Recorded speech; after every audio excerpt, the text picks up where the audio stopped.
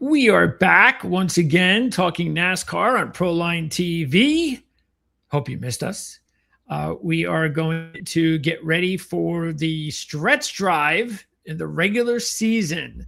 That's right. The playoffs are only 4 races away. We have 4 regular season races to go. After Iowa this week, it'll be Richmond, 2 very similar tracks. Then it's off to New Hampshire. And then the big one, the final regular season race of 2026, will be at Daytona. And as I welcome in CJ Radune, CJ, Daytona was in the news since we've been gone because we heard some good news about a race returning to the track. Absolutely. The Clash will be back at Daytona, its spiritual home, starting next year. I think it ran from 1979 until 2020, perhaps, at Daytona, and then they moved it away. I think they ran it on the road course once and then tried to do it out in Los Angeles at the Coliseum. In the past couple of years, they've been doing Bowman Gray, but I, for one, am very grateful that it is back at Daytona. I think it belongs at Daytona. It gives teams and drivers a chance to get prepared for the Daytona 500. It gives us a better insight into who to choose for the Daytona 500. So I am all aboard with this change. Yeah, it's just one of those like no-brainers. You know, they decided to give some other tracks an opportunity, and yeah, it's nice for them, I guess, but you know, it doesn't help market the sport. So nope. But back where it belongs. Exactly right. We have that to look forward to. Yeah. All right. So we've got Iowa this week, and this is only going to be the 3rd race ever for NASCAR, the Cup Series at the Iowa Speedway. And so we don't have a whole lot of handicapping data to go on except 2 years. William Byron is the defending champ. Ryan Blaney won it in 2024. Both drivers started on the front row. One of the drivers, Ryan Blaney, did not even have a top 20 practice run. So unfortunately, we don't have any data to go on as far as practice is concerned. But what we do have, and this is interesting, and this is going to go, it's going to influence my pick this week. And that is the fact that in the 2 years at Iowa, Chevy and Ford have been I can't believe I just brought that back up. Maybe I should have just forgot about Indianapolis. Wow, what a disaster that was. Have you ever seen anything like that before? It was pretty unreal. No cars could get within touching distance of one another. None. Throughout the entire field.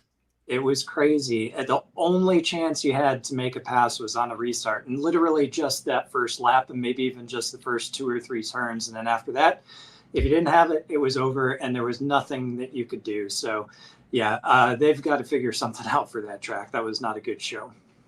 All right. Anyway, back to Iowa. So we will be taking a look at, unfortunately, Richmond from last year. You can't go any further back because it's the next race. So it's been a lot of races since we've been at Richmond, but you know, we will use that as an example since Richmond is the closest to Iowa, and it'll be definitely helpful for us next week when we talk about Richmond and we have Iowa to go with. But other than that, not a whole lot to go on. They are coming off a break. Not sure I'm going to worry too much about momentum stalling. I guess we'll find out next week when we break everything down. So before we get into, let's take a look at the playoff situation. Okay. So here we go. And really, we're only looking at, what are we looking at? Probably, who's on the bubble? Is that Cindric? Austin Cindric is currently on the bubble with a 38-point gap over Ryan Preece. Okay, so there you go. So Cindric is in, Preece is out, and 38. You know, it's got some making up to do, but definitely possible with 4 races to go. Eric Jones is still in it, and Keselowski's still in it. I think that would be it, right? It would be Cindric, Priest, Jones, Keselowski battling it out. Yeah, I think that's probably where I would draw the line. McDowell's another, 26 points behind Keselowski. When you're talking about 40 points, that's roughly one race. I throw stage points in there. Obviously, you can get some more points, but in all reality, one race is 40 points, and we've got 4 left until we get to the cutoff. So Cindric is actually looking pretty good. Can't have any slip ups here for the next couple of weeks, but yeah, Brett Keselowski with stage points, if he's able to have some consistent finishes and some trouble from the other 3 guys, I think he could be in with a chance as well.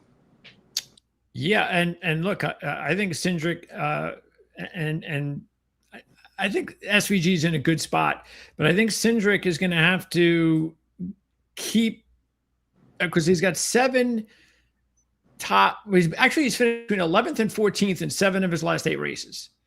So that's okay at this point. That'll get you in. Just keep doing that. But Ryan Preece and Brad Keselowski have started to heat up a little bit, mini heat. So if they can keep that going, then they're going to put some pressure on Cindric. Let's take a look at we haven't looked at the championship odds for a while. So what do you think Denny Hamlin is? What would you put Denny Hamlin's championship odds at?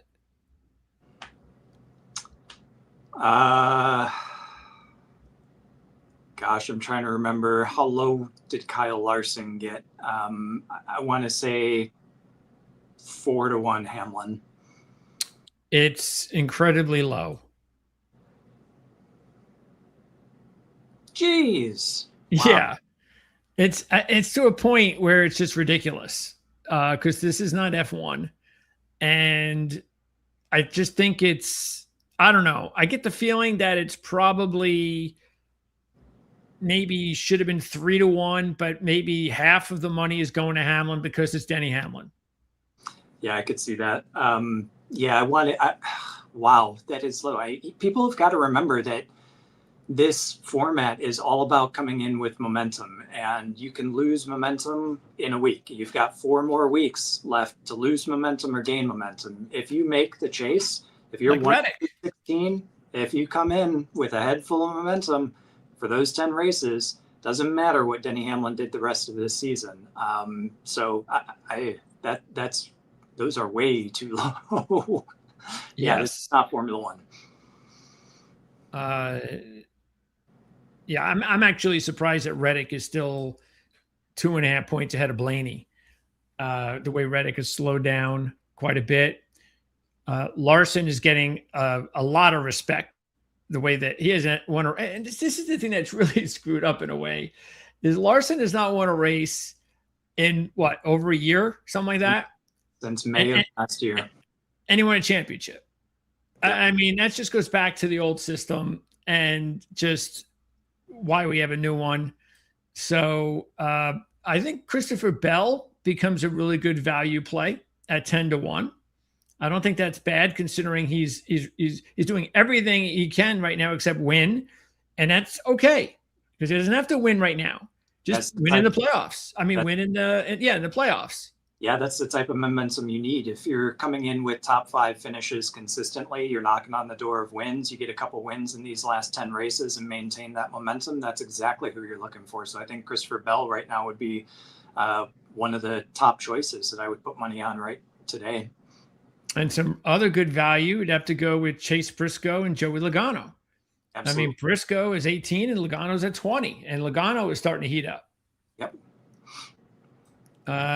Byron, see, to me, I would draw the line here at Hocevar with these 2 drivers. Obviously, Hocevar doesn't have the experience. That's the downfall. But for a driver that's 5th in points at 35-1, that seems like value to me. It's a new system, and anything can happen in a new system. Anything, things that we didn't realize.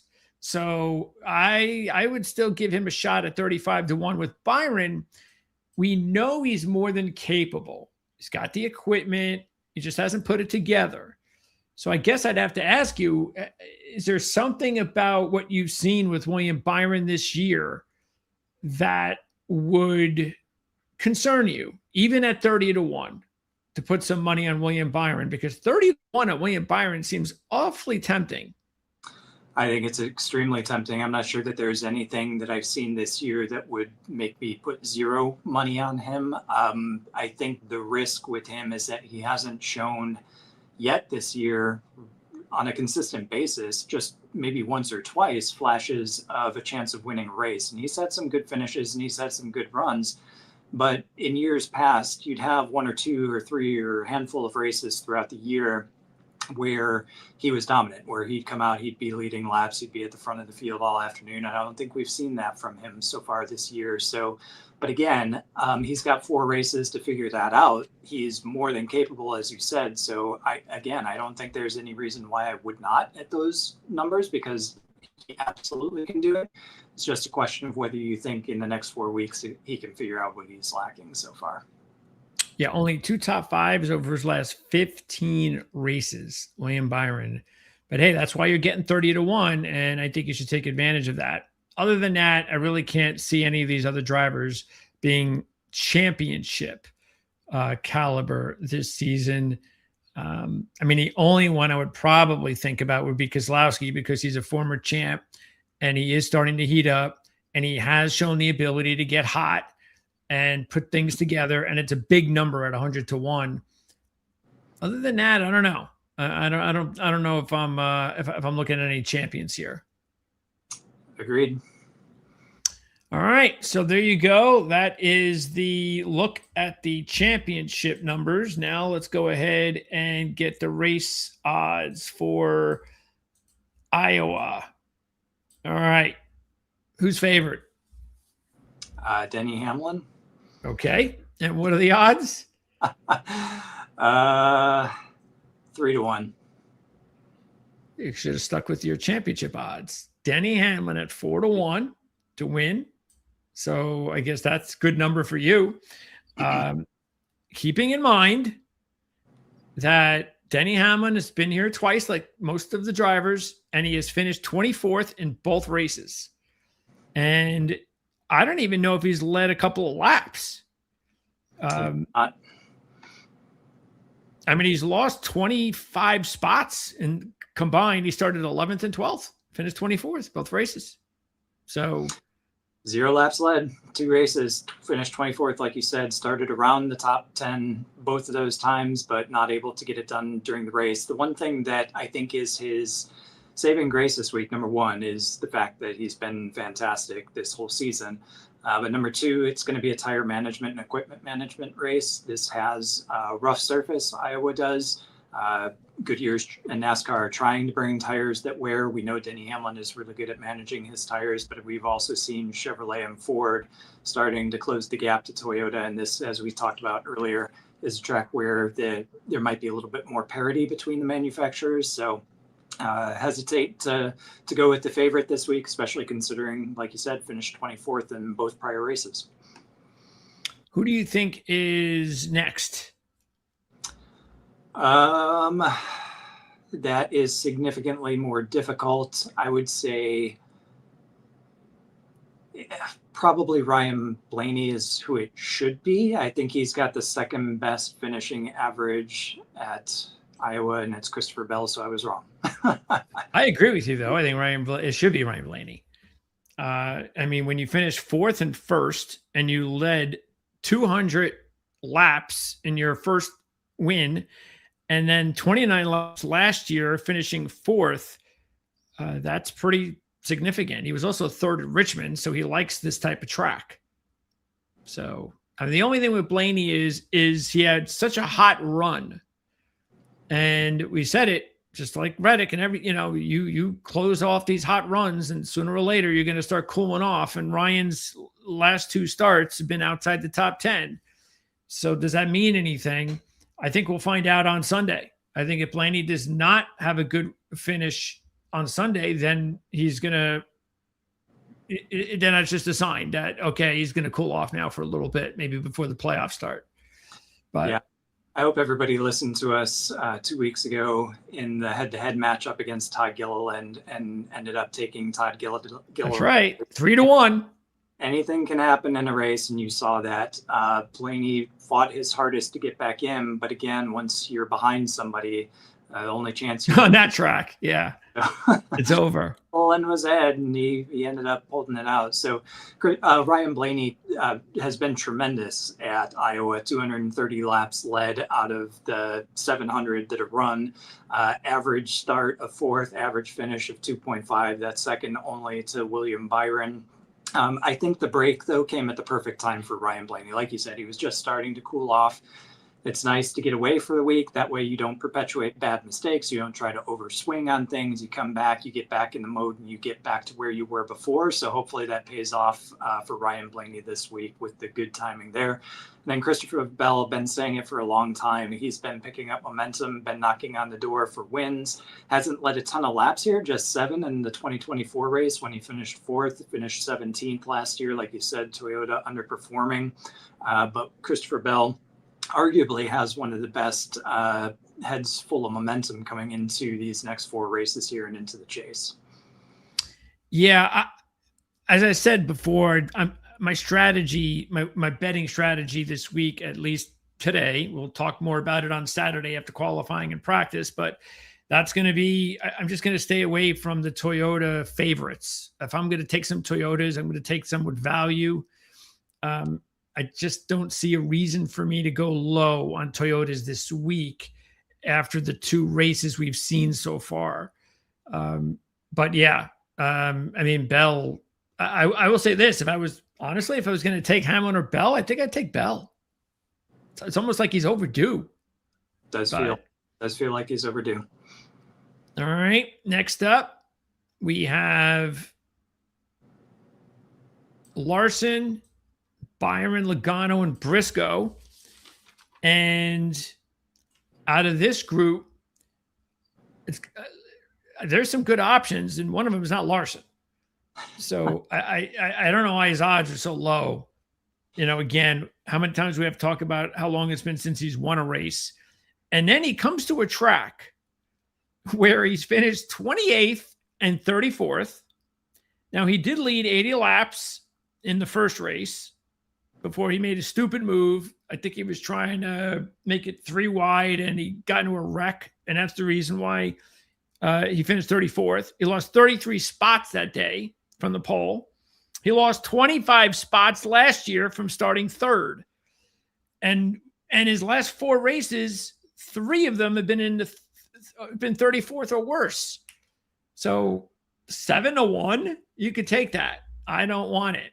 And then as far as the other 3, though, all of them are good options. And it's just a matter of which one to go with. Byron can't be any better here, 1st and 2nd. What are you going to do, right? Except win both races. But as we said, he hasn't been doing anything basically this season. Logano, on the other hand, is put together his best 3 races of the season. 3rd, 1st, and 9th. 9th last year, 6th the year before that. 4th at Richmond last year. And then Briscoe, in his first year with Gibbs, 2nd place, led 81 laps. And in his last 5 races on the season, he has 4 top 5s, including a win and a runner-up. So this is a tough one. I might hedge more towards the drivers that are hotter and that have shown some ability here, that meaning Logano and Briscoe. And I might just, I don't know, I might actually slide with Logano again, just because Briscoe's a Toyota. But I do like the fact that Briscoe's getting at least double the money from Bell and Hamlin. And so if I was going to take one of the 3, I'd probably go with Briscoe because I'm getting a little bit better value as far as Toyotas are concerned. I would put Briscoe at the top of these. Again, I would not look at Larson. I'll wait until he actually starts winning again before I start choosing him. William Byron, again, we talked about not having anything really going his direction this year other than some decent finishes, but no real race-winning races, I would say, so far. Logano very much heating up, though. Like you said, very good at Richmond. I've talked about it a couple of times already. This is going to be tire management and fuel management. He's got one of the best teams at doing that. being able to set up the car and call the right strategy throughout the day. So that's all Logano. What I like about Chase Briscoe is the fact that last year was his first time at this track with Joe Gibbs Racing, and say it all the time.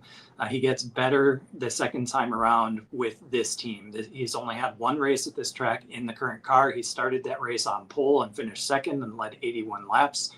So if you're going to go with a Toyota this week, I think I agree. I would put Chase Briscoe at the top. All right. See what we've got after that. And not as excited about this group. I would probably go with Wallace because of the higher odds, the better odds. Elliott is in a funk.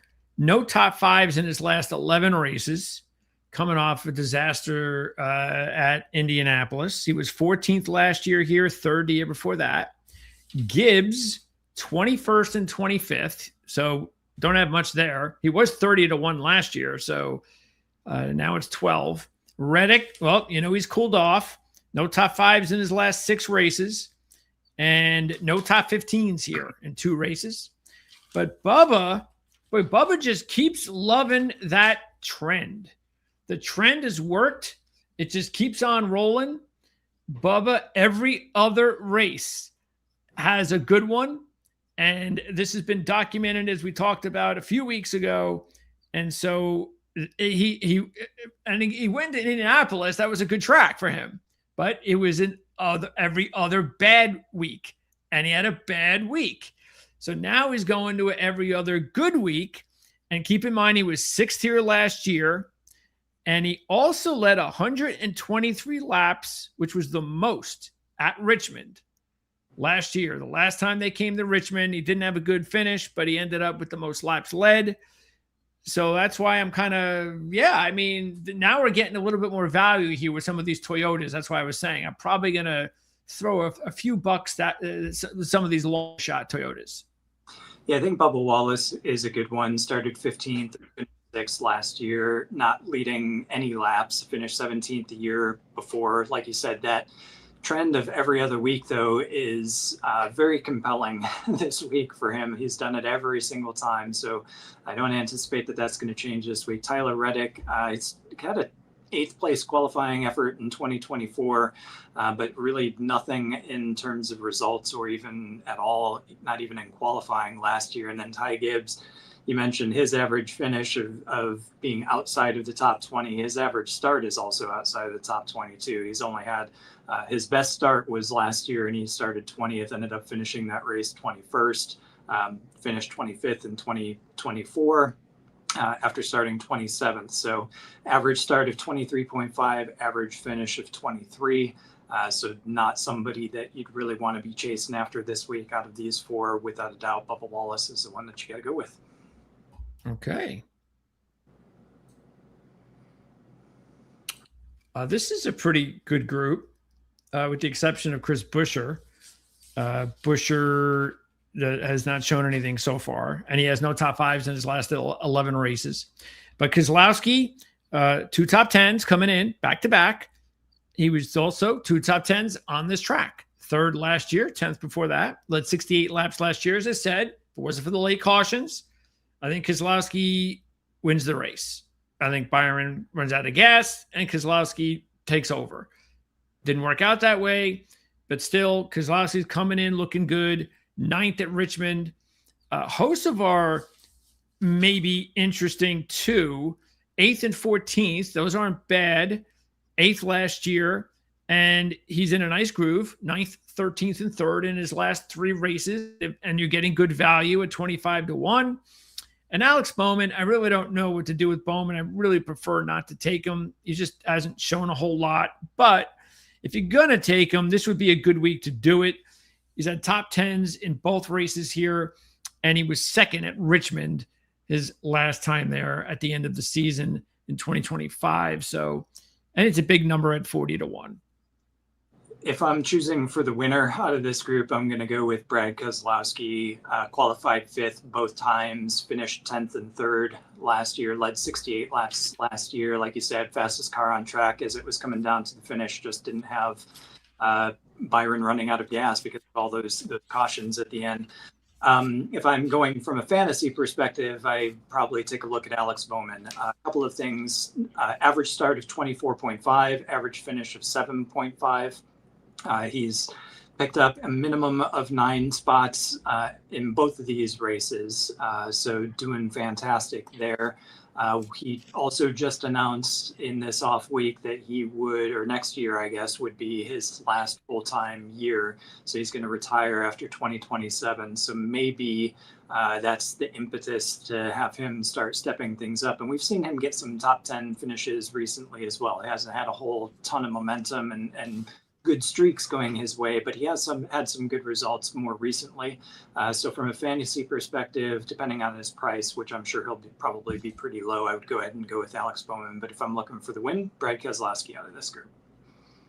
Okay, next. Some interesting long shots. Austin Dillon, 65-1. You might think that's a little low, but keep in mind that's because Austin Dillon was 10th here last year, also gained 17 spots in 2024 when he started 36th and finished 19th, which makes him a good fantasy driver, as well as the fact that he won Richmond. So those are that's probably, otherwise he'd probably be 100-1. It's usually the way he is, but 65 still a good number. Cindric led 20 laps here last year, finishing 12th, was 5th at Richmond. And then Preece is another good long shot, as well as maybe a good fantasy driver because he gained 28 spots last year and finished 5th from the 33rd position. And he is putting together one of his better runs of the season with 3 top 10s in his last 5 races. Even though he had a bad result at Richmond last year, he did lead 60 laps in that race. So, Chastain, once again, I got no reason to look his way. Just not happening for Ross Chastain in 2026. Ryan Preece, definitely very interesting. Similar to Chase Briscoe, last year at this track was his first time here with Roush, and we talked about how Keselowski is very good at this track, and it seems like Ryan Preece was able to take the learnings of Keselowski and put that toward himself. He qualified 33rd and finished 5th. Picked up 2 spots when he raced for Stuart Haas here in 2024, started 29th and finished 27th. So if you like Keselowski, which I do this week, I think Ryan Preece is going to be a good choice as well. I think Austin Cindric is looking for stage points in top 12 position, top 12 finish. Like you said, Ross Chastain really hasn't had anything going his way this year. And then Austin Dillon, Richard Childress Racing just needs a whole reboot, shot in the arm, something. Not to say that he can't walk away with the top 15, but I think I'd put Cindric and Preece ahead. And then certainly if I'm looking at somebody, one of the long shots for the win, it would be Preece. Yeah, I think the point though, Dillon not looking for points. Dillon's win or bust. True.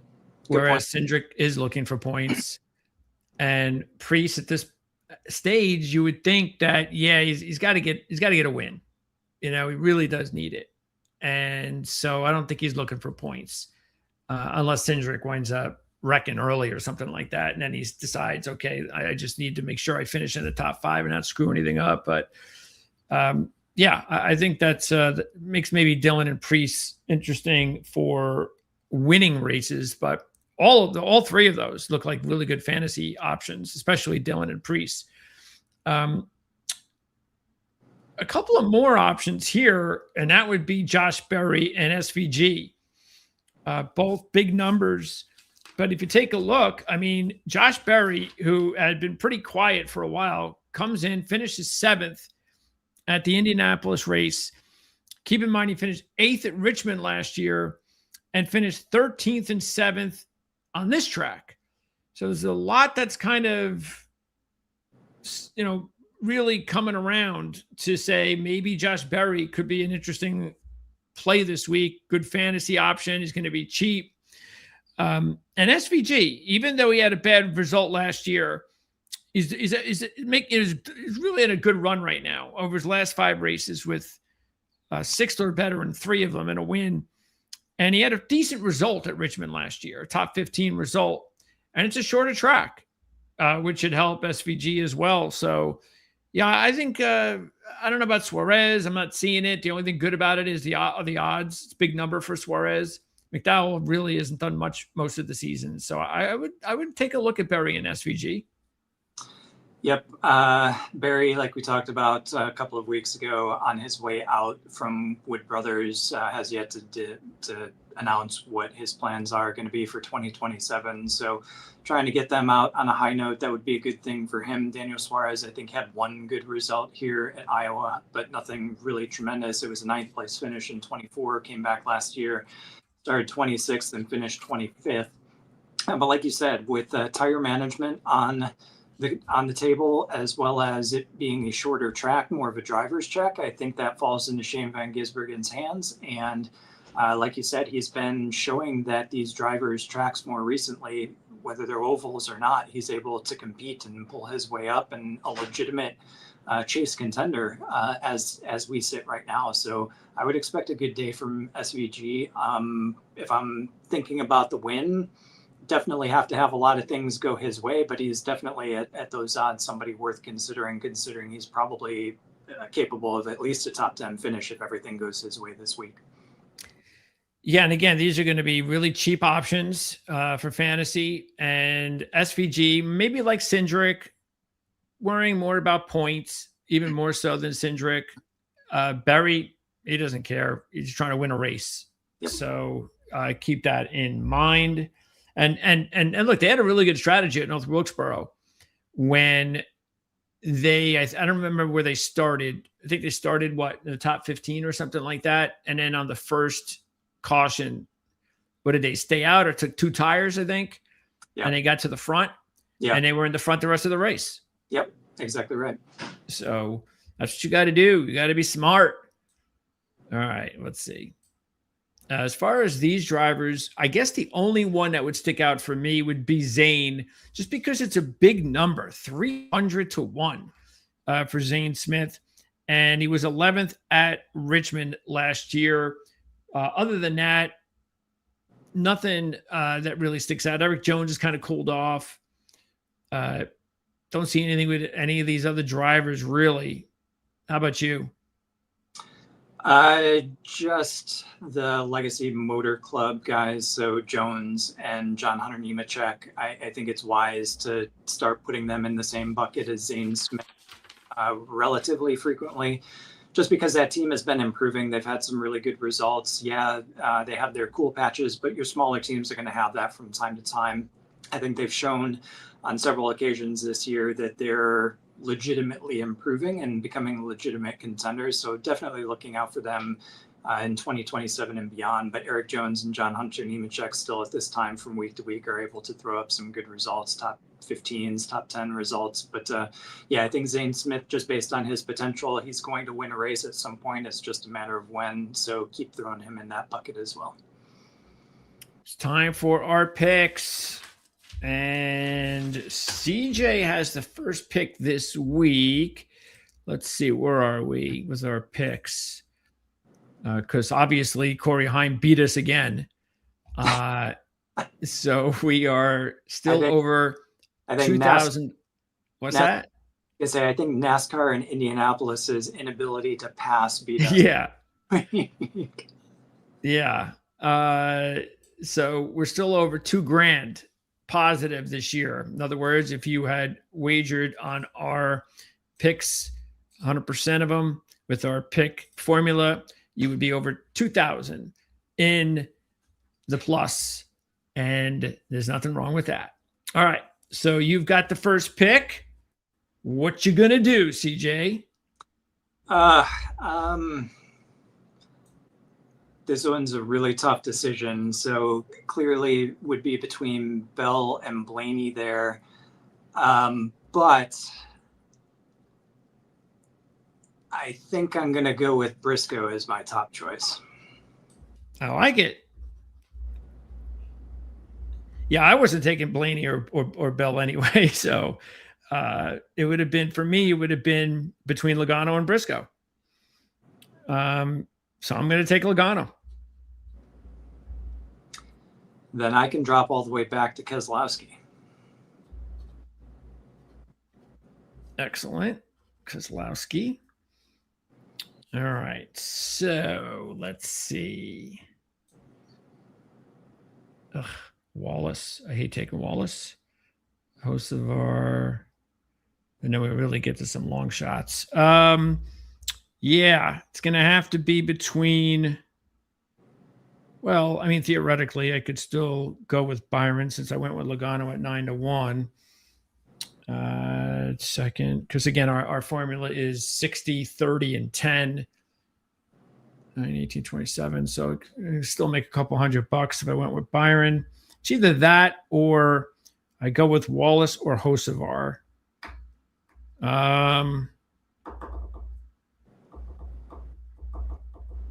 I'll go with Byron.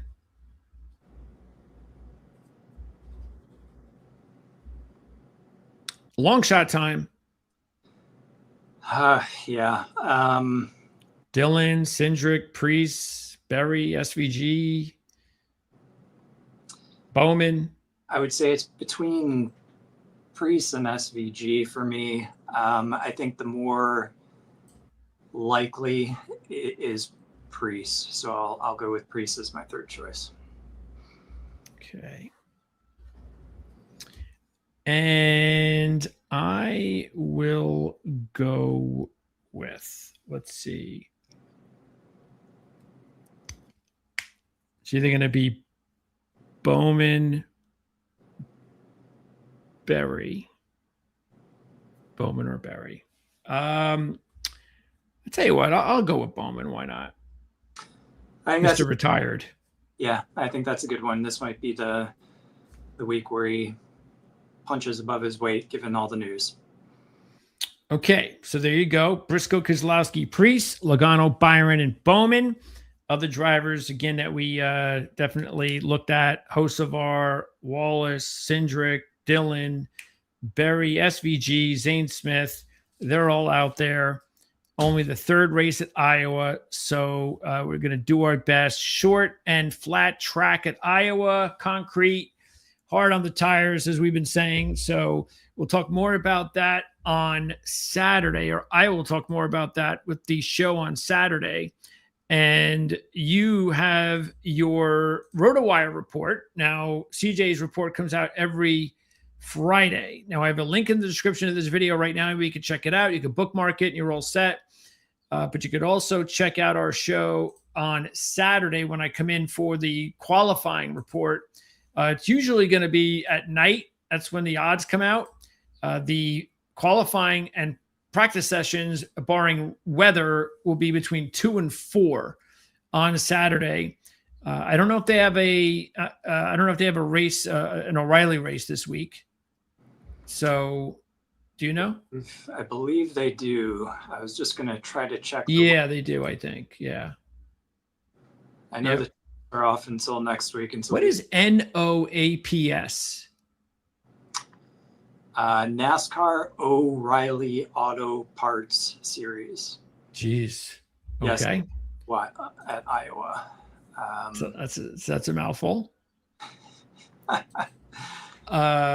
Okay. So yeah, so they have a race at Iowa. So it probably means that the odds will not be available until late in the evening. If that's the case, I'll be on the air sometime probably between 7 and 9 on Saturday. And then I'll direct you to the link in the description at that time, which will go right to the RotoWire page for CJ and his updated DFS report for Iowa. And that's going to wrap it up. Yeah, weather's looking good for Saturday and Sunday. A high of 82 on Saturday, 87 and sunny on Sunday. So everything should go off pretty well. And is anything exciting going on at F1 yet? We are in our month-long break. We've got 2 or 3 more weeks to go. Lando Norris ended up winning at Hungary. Again, the gap continues to close down to the Mercedes cars, and McLaren part of that party now. So Ferrari looking very strong still as well. So we're going to see when they come to Holland, the Netherlands at the end of August will be their next race. Right now they're in their mandatory summer break, but getting more and more even as time goes on. So you still don't want to be choosing Kimi Antonelli, but Lewis Hamilton and Lando Norris, maybe even Leclerc right now, probably worth a couple of dollars right there if you're going for the champion. Just for that race at the end of, what is that, at the end of the month? Yeah, that'll be the last weekend in August will be the Netherlands. Minus 400. Yeah, don't take to win the championship. That's the championship? I thought we were looking at the race odds. No. Whoa. That was the other one was the race odds. This is the championship. Gotcha. Okay, I was backward then. Wow. Yeah. See, that's F1 for you. Minus 400. Yeah. Gosh, I don't know. And look, Lewis Hamilton is the second choice. Yeah, 600. And where's Norris? Norris 25 to 1. Might be worth a couple dollars right there for Norris, because as I said, the gap to Mercedes is definitely starting to close. Though if Kimi Antonelli stops making some mistakes, Mercedes stop making some mistakes, I think that negative 400 is probably where it would logically be. But I think Lewis Hamilton is stepping up. I think Lando Norris is stepping up. We have yet to see a real step forward from Max and Red Bull. So I wouldn't mind taking some Lando Norris right now at those odds. How many more races? They got a ways to go, right? A long way to go. They got till December. I want to say the season's like halfway over at this point. Wow. So they got half a season to go. And you could still get good numbers on these drivers. And we've seen the last 2 years, we've seen these leads shrink quite a bit. 7, 8, 9, 10, 11, like 11 or 12 races left to go. They do have 2 that are in the Middle East, but Formula One has said they're likely not to cancel those. They would likely replace them. So you're still going to have more than 10 races left to go in the season. You've got this break here that gives all the teams time. They're not allowed to work in the shops, but they can definitely work with their brains. And they know which areas have started to show promise, certainly from Ferrari and McLaren. So to have odds for Antonelli still now, where he's been on quite a low streak, actually, from race to race at negative 400 there for the championship with 12 races, 10 to 12 races left to go. Who knows when they finalize what they're going to do with those Middle Eastern races. Probably makes a lot of sense to look at somebody like a Hamilton or a Norris at this point. Those cars still have room to grow and still room to get closer. Obviously, Mercedes does as well. But I think those are good numbers for Norris and Hamilton right now. Okay. Are you surprised Russell and Leclerc are ahead of Norris? No, because Russell is also in the Mercedes. And I think he said before the break that he started to figure out what with this new car hasn't been agreeing with him. So I think we'll see him probably start to step up if that's the truth. Leclerc, I think, also in the Ferrari.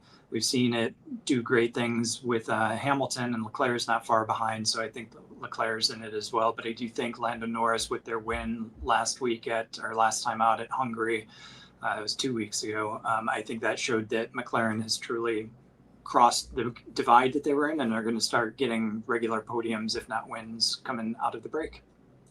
Yeah, it could go by really quick. So absolutely. You never know. As far as the points are concerned, yep. You never know. All right. Hey there, Raymond. So we are going to wrap it up, and we are going to, again, I'm going to be back on Saturday night for the practice and qualifying report. Based on the first 2 years, it's got to start in the front row. It's only 2 years.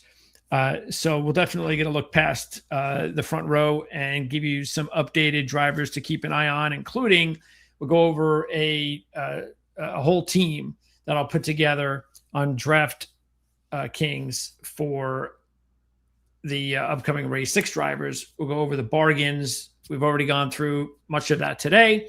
We'll continue some of that work on Saturday night. All right, so that's going to do it. CJ, appreciate your time as always. We'll see you again next week for Richmond. It keeps getting exciting. And then we got New Hampshire after that. I cannot. Oh, it just keeps, yeah. So we'll have 3 more races to go before Daytona, and that'll be a big week. So looking forward to all that. right.